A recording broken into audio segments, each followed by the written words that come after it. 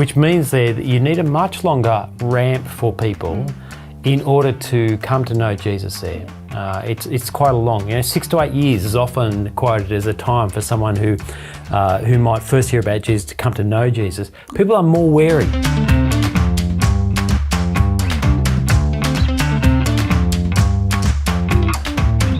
Well, this episode is Making Connections, and if you haven't listened to the previous episode, be sure to do that before you keep listening. All right, looking at the mission funnel. So what we're going to talk about here is what it might look like to help make the journey from being contacts at church to being connected to Christians and to Christianity. So let me start with the job of connection. Our launch team has unchurched contacts, hundreds of them, family, friends, neighbours, and if gospel convictions are deeply embedded in our church community, then there really will be an urgency in sharing the gospel with them. This doesn't make it easier, but it does provide the right starting motivation for both prayer and action. Our role then is to provide context and moments where people at church can help those they know explore the claims of Jesus. Now, it's key to note just at this point, we're not saying that we don't need to strive to help each and every person in our church be equipped for sharing the gospel, for sharing their faith, giving an answer for the hope that they have. We're not saying that. But as a church and as shepherds of the church, of people leading these church plans, we want to continually, in multifaceted ways, be helping those in our church, those we lead, not only give an answer for the hope that they have, but alongside that, we have a responsibility to help them within the community, within the body, equip them to share the gospel with their friends and family, with what we do as a church, with the plumbing we set up. Most people don't have the giftings or skills or the confidence even to take someone from that kind of hey to saved moment, from completely opposed to the gospel to walking them through a complete gospel track to becoming a Christian. It's a unique person who is able to do that. And so our responsibility in leading a church is giving them the tools and framework and confidence and convictions in order to help that happen, no matter where the person is, and helping them see that they are part of a body that can help them with that. So that is the reason that we are part of a body, that God gives us different gifts, different people, and our role within that is to see those varied gifts and to provide concrete steps and moments for those relationships to both form, for conversations to be had that lead to exploring who Jesus is. And so for the purposes of this conversation we're having now, this discussion, we're just going to call them connecting events. You call them what you want, but if you see the mission funnel, this is the second part of the mission funnel. We're talking about connecting here. Yeah, and these connecting events, they seem more and more important, particularly as people become distant from Christianity and church. They have very little understanding of the gospel. They have a skewed view of Jesus, a really negative view of the church. And so I've known some people who are just happy to turn up to church and kind of go from there. A growing part of our culture kind of needs to see and experience the gospel community in a safe way before they're willing to engage in the deeper questions that we're all wrestling through. Which means there that you need a much longer ramp for people in order to come to know Jesus there. It's quite a long, 6 to 8 years is often quoted as a time for someone who might first hear about Jesus to come to know Jesus. People are more wary. They're further back in their understanding of the gospel. So rather than expecting them to meet us where we are, we want to create spaces where they can see the gospel at work in our community and therefore will be willing to take the next step in exploring Jesus. Now, these events are often the first thing that our unchurched friends will come to. It's the very pointy end of mission, these events, these moments. They don't need to be extravagant or really draining on your resources, your people, your time, but they can still be high quality and quite engaging and incredibly simple. Yeah, they can. And they can run in people's houses. Now, if you've got someone who's an amazing cook, imagine having, 10, 12, 15 people into a house to watch them do that and then eat the food afterwards. There's an amazing, highly relational connecting event that you can have. Well, hello, thanks for joining us. Just a little break to let you know about Learn to Lead. Learn to Lead is a 1-year program for apprentices, high-level volunteers in your church plant, and it's a program to expose them really to thoughtful Christian leaders across the country, and also to meet other apprentices and young leaders and to be able to connect with them. So registration's open towards the end of the year, but for more information go to genevapush.com/learn to lead. So instead of thinking bigger and better, you are just looking for those relational moments that establish plausibility structures for non-Christian friends. Just those smaller moments.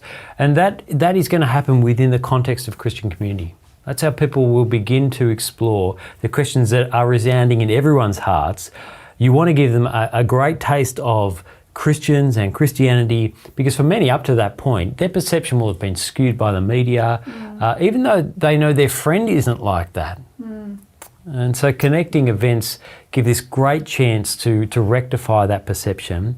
And it's that hook that might create an interest to bridge the gap between where they are and exploring the questions they have, and ultimately finding Jesus. They don't have to be a big song and dance. But here's what I would say about connecting events, and here's where it fits within the whole ecosystem of church. They can't be run in isolation. They can't be run in isolation. Connection events that run in isolation to everything else that's going on in church have little impact. You see, they're part of a pathway, a journey for people down. They're one step. And where you don't have a pathway, where you just have an event that sits in isolation, you always feel the pressure to load that event up with every outcome that you have. Every hope and dream we have for seeing the lost reach is loaded into this one event. And so you're having kind of altar calls at dinner parties. And I've tried that, it doesn't work. It doesn't work. Oh dear. You can't rush people. Your pathway is to help them take the next step. And so that's why these 3 questions, as you're considering these Connect events, here's 3 questions you want to consider. I'll throw over to you. What do you got? Yeah, so the first you're asking is, who is this for? That's right. So the answer is, who are you trying to reach? The answer to the question helps you shape the look and feel and vibe of the event. Yeah. Second question is, what's the purpose of this event? Yep, that's great. So what role does this event play in taking people to the next step or helping them know what the next step is? Yeah. And the third question is, well, what resources and what capacity do we actually have? So this is a really key question for a plant, a really key question. It's got to be achievable. It's got to be achievable. For any church it's important, but particularly for plants where you're kind of scrambling around, you want to run things well enough that people have confidence in inviting their friends, but not so extravagant and over the top that everyone feels burnt out afterwards, and that's the only thing you can run all year. So you've got to be realistic, you've got to be creative, you've got to look for those hidden talents in your launch team, in your church as well, and then you build something around that. Yeah. All right, so we're just going to finish by pointing out some of the challenges and dangers of connection events. Derek, the first one is gaining and losing trust. Yeah, and so just to pick up on what I said a few moments ago, the first few events they might struggle to get guests. And now that's partly because people don't know what they are yet. So don't be surprised or upset when that happens, because every time you put on an event in church, you are asking your church to risk the relationships that their friends have, that they've got to live with long term. You can do something over here in church, but they've got to live with that long term. So you're asking them to put their relational capital online. And so you've got to build that confidence. And when you run those events, you want to aim for everyone in that room who comes to your church leaving saying, that was amazing. That was just perfect for my father or my friend or my work colleague. Next time we run that, I'm going to put my capital on the line and ask them. Now, once that happens, you've run that a few consecutive times, the confidence builds in those events. It might take 2 or 3 times to run it and hone it. You might, even pre-launch, you might run one of these as a test for your launch team to build the confidence so they know. And I'd advise you to do that in a whole number of areas, including this pre-launch, so your confidence level is rising. It may take years for someone to build the relational capital to ask them or the confidence to ask them, but you keep it simple, you do it well, and over time people build confidence in that. Yeah. The second danger is bait and switch. So this is talking about an event. It's saying it's a really fun activity, and then when they get there, they've brought all their friends. You give them a really hard-hitting gospel message. While it's tempting, you might not want to miss a great opportunity. If you do, you'll probably never get that opportunity again because you've lost the trust of your people, and often those feeling invited, they might feel deceived, which is really what we don't want. And the third danger is this. It's saying, well, it's good for building community as well.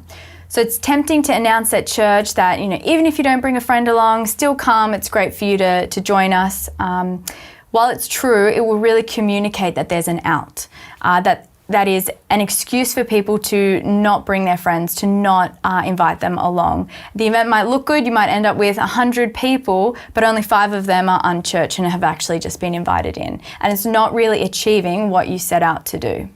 So that's a mindset thing there, isn't it? People need to see these not just as community events for us and in community. This is a mission event. Yeah. I think that's very common and very easy to do. Absolutely. Yep. Finally, here's the last one. The big danger is that these can't be standalone. Now, I mentioned this before, but they just don't work in isolation.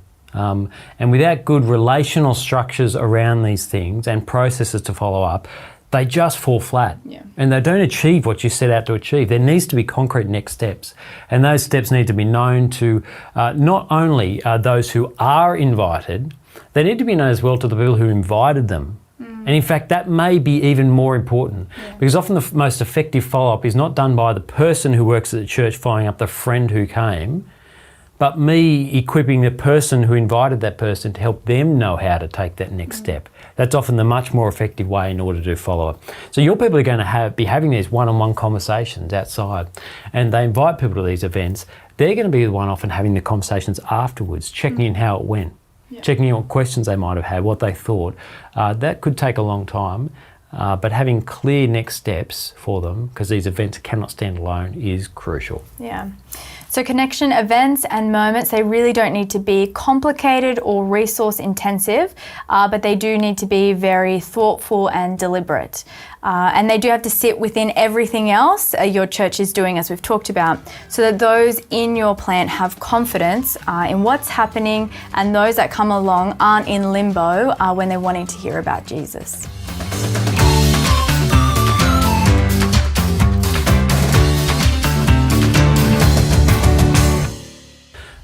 Connecting event that you can have. So instead of thinking big and better, sorry, got it?